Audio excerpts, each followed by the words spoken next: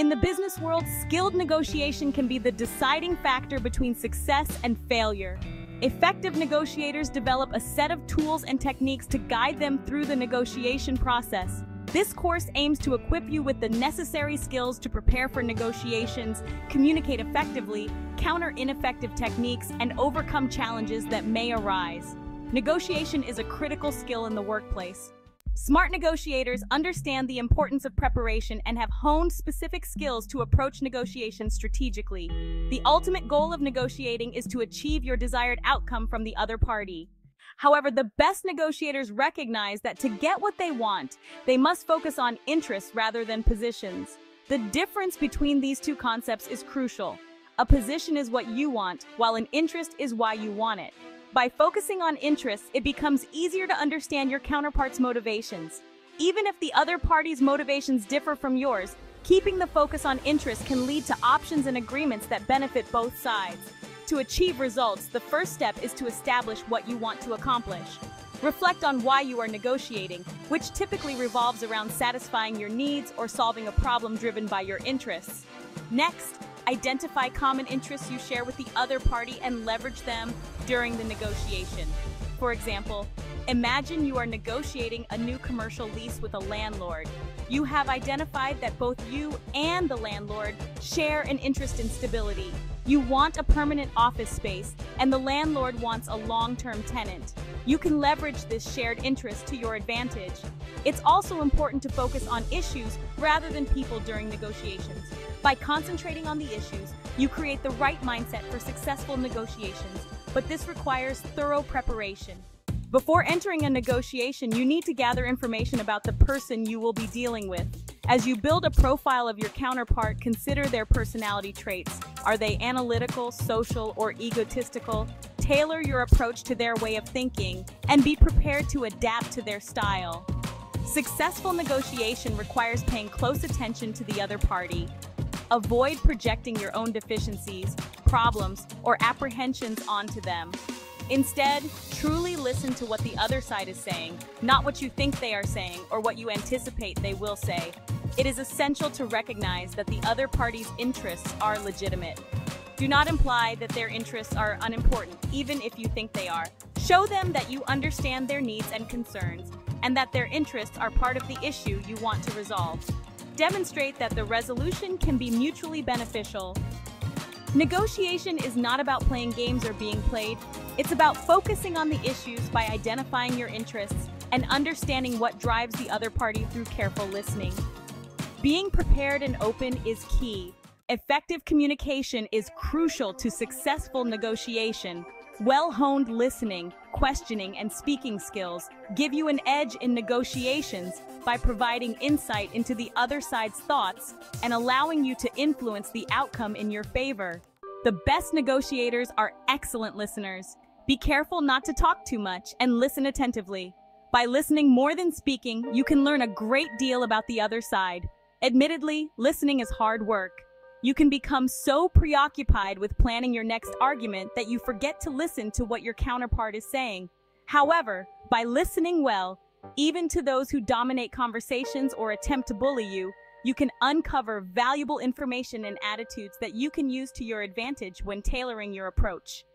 Good listeners know how to show interest and understanding of the other side's arguments, even if they oppose their own. A good way to show that you are listening is to repeat phrases in a considerate manner to summarize the speaker's viewpoint. Engage with the speaker using phrases like, "I understand," or "Yes, that's clear to me." Repeat the problem or issue before responding, taking care to use slightly different wording to show your counterpart that you understand. Remember that asking the right questions is part of effective communication. Ask questions that encourage the other side to collaborate with you rather than work against you. Open-ended questions that start with why, how, or what are powerful negotiation tools that can coax further information about your counterpart's interests, needs, and motivations. While you want the other person to keep talking, don't be afraid of silence. You don't have to speak continuously. Be comfortable with occasional pauses. Only a clumsy negotiator tries to fill every silence. This is especially important if one party claims to have made their last offer and then follows it with silence. In such situations, the first person to break the silence typically concedes. After you've listened carefully and asked the right questions, it's your turn to speak. Use what you've learned and speak with confidence. Sometimes adopting the other party's rhythm and tone, just a little, can help establish rapport. Speak slowly and clearly. Slowing things down gives both parties time to think and observe. Be polite and professional, but avoid being overly ingratiating, as being too friendly can be off-putting in a negotiation setting. Ultimately, the best way to establish the trust and respect that underlie successful negotiations is to listen, ask, and speak directly and professionally. Heading into a negotiation requires thorough preparation. First, you must clearly understand what you want to communicate by using your listening skills, asking the right questions, and speaking directly. Then, you're ready to apply best practices that will enhance any negotiation situation you may encounter. Start your negotiation by clearly stating your interest rather than taking a position. For example, if you're buying a new software package for your company and have identified a great supplier, but know your accounting department won't approve the asking price, be direct with the representative. State your interest clearly. Express that you like the product and want to sign the deal. Avoid manipulating the discussion by pretending you don't want it. When the other party feels that you are being direct, they are more likely to negotiate an agreement when you express your pricing concern. During the negotiation process, remain open and positive. Flexibility is crucial, as people rarely get everything they want from a negotiation. The process requires both parties to compromise. By staying open and positive, you allow the flexibility needed to keep the discussion moving toward an agreeable conclusion. If the other side takes a non-compromising stance, consider acting as a moderator rather than reacting as an opponent. Help the other party understand your stance by speaking in a way that shows them they are not acting in their best interest. For example, say, "I understand that you value your product and believe the price is justified, but I can't make a deal at that number. Can I suggest a different approach?" Using I phrases rather than you phrases keeps the negotiation open to more flexible options. If you were to say, "You're charging too much," or "You're backing me into a corner," you would put your counterpart on the defensive, potentially stalling the negotiation. One of the best ways to keep a negotiation moving forward is by offering the other side decision options. Suppose you ask your supervisor to let you attend a week-long conference, but he says he can't spare you for that long because he needs you to facilitate a meeting that week. Offer your boss options that meet both your goals. For instance, tell him that attending the conference will help you stay current in your field, but you'll train a coworker to help facilitate his meeting. By providing options, you've achieved your goal while helping your boss reach his. Applying best practices to negotiations ensures that you are using the right tools to achieve the best outcomes. Master negotiators don't work miracles. They apply the best practices they've learned. Smart negotiators know that the outcome of a negotiation rests heavily on using the right techniques and avoiding ineffective approaches.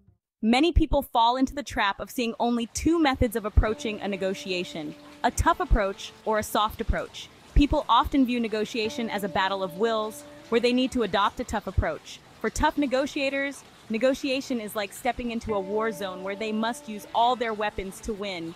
They insist that all their demands be met, operating under the mindset of "I'm not giving in. If you want to keep my business, you better sign the contract." However, this approach reduces the likelihood of reaching an agreement. When negotiations become a contest of wills, finding solutions becomes more challenging, and the likelihood of the negotiation breaking down increases. Taking a tough approach carries a high risk factor. On the other hand, some people consider the risks of tough negotiation too high and adopt a soft approach. Soft negotiators are willing to sacrifice results for the sake of agreement.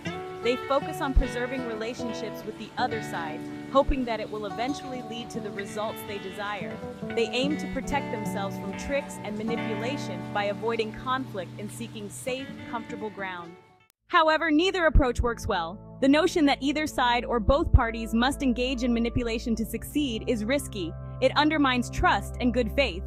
Tricks and manipulation are almost always detected by the other party. Another ineffective negotiation technique is sticking to a position without giving much ground. The more you defend and try to convince the other side of the merit of your position, the more committed you become to it. You may become so committed that you associate your ego with your position. While it may feel satisfying to stick to your guns, this approach can lead to an unsatisfactory agreement or no agreement at all. Haggling is another ineffective technique. Two parties scuffling for an advantage is not a negotiation. Haggling reduces both sides to demanding concessions from each other until both walk away angry and dissatisfied. This approach diminishes both parties and doesn't work. Negotiation, whether with your boss, a customer, or a business partner, should be a collaborative exercise aimed at achieving the desired results. By avoiding ineffective techniques, you are more likely to walk away with a better outcome that will leave you satisfied. Recognizing manipulative tactics is the first step in countering them. The following techniques will prepare you to recognize and counter common tactics. A familiar manipulation tactic is the false deadline. People may say they need an answer by the end of the day when, in fact, they don't. While deadlines can be legitimate, if you have doubts, you should press for more information. Don't fall into the trap of working against the clock if there isn't one. A popular tactic that people use to throw you off balance is to introduce new items in the final stages of a negotiation, particularly if you think you've reached an agreement. Don't fall for this approach. To counter it, be sure to summarize the agreed terms in writing before the final meeting. Another tactic people use to manipulate you is to play dumb. For example, they may express confusion or misunderstanding to get you to drop a valid demand. Remain patient and don't let yourself become frustrated. Your ability to recognize manipulation techniques combined with your negotiation skills will give you the upper hand in any negotiation. In every negotiation, the challenge is to find common ground between you and the other party. This requires flexibility, effective communication, and confidence in using best practices. Ultimately, the most effective negotiators are those who understand that the key to success lies in focusing on shared interests and working toward a mutually beneficial outcome. I hope this helps you in your negotiation. Would you like any additional details or tips?